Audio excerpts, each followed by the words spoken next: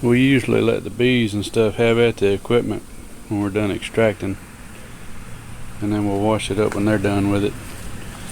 But daggum, if we don't have enough yellow jackets around here, there's more of them than there is bees, just about.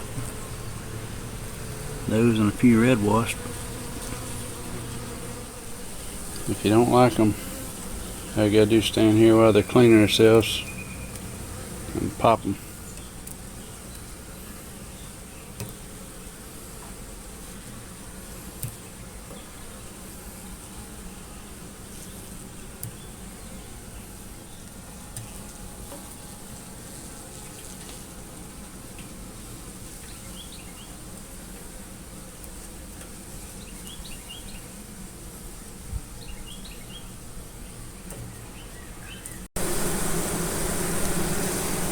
There's a baby bee being born right there, or hatching.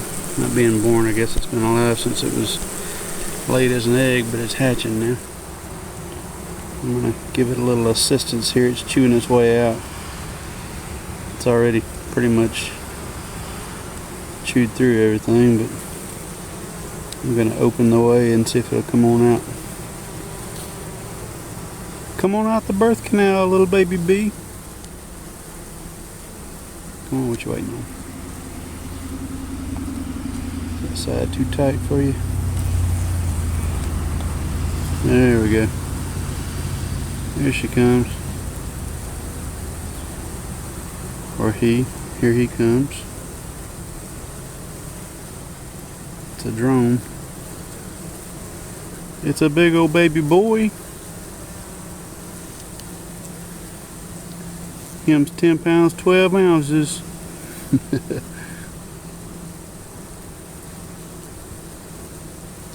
There he is. That's what a baby bee looks like.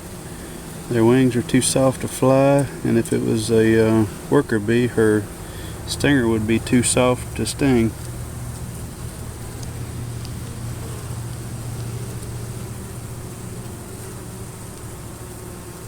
It's full of larvae. I don't know if you can see all that.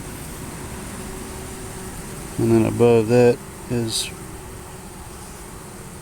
oh no, it's all larvae. I don't see any eggs. It's all tiny little larvae. This is all grafting stage larvae up in here.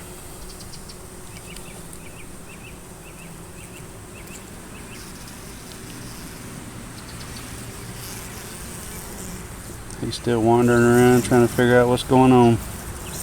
What just happened to me?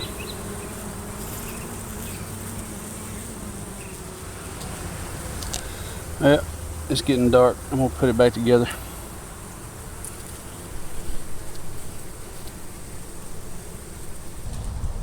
I'm back at my friend's house out here in the woods, surrounded by DeSoto forest land. There's the deer feeder. Fixing to pick this box of bees up for the winter. I'm gonna go into them and see how much honey we got, and I'll leave the honey with them, take the bees with me so I can take care of them over the winter, unless she was kind of interested in taking care of them herself. So if she's interested in feeding them over the winter, I'll leave them here and just instruct her. I pulled the top box off and they hadn't done anything in it. They hadn't built out in it at all. But the brood box, it's got a good thick laying pattern so far. I'm only 2 frames into it. There's a little patch of drone brood there, and the rest of that's workers. The other side looks the same way. Just spotted the queen.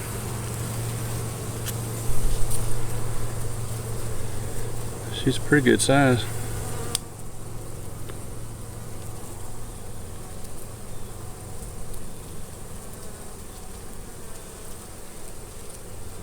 See if maybe we can catch her backing into a hole. She may be tired. She's been laying eggs all day.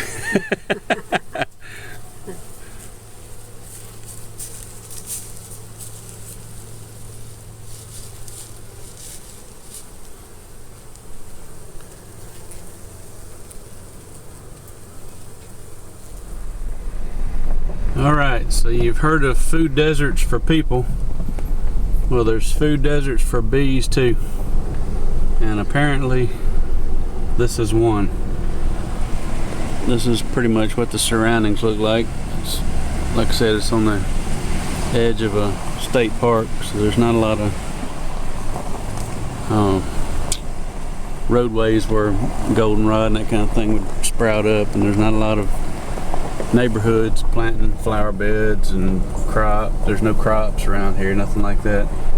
So that whole box, as strong as that box of bees was, there was about a half a frame of uncapped honey in it. And so apparently they're eating up their honey stores for the distance they're having to fly to find anything to eat. So I took the top box off and reduced that box by 2 frames, so it now has 8 frames in it. And they have enough bees in there to sustain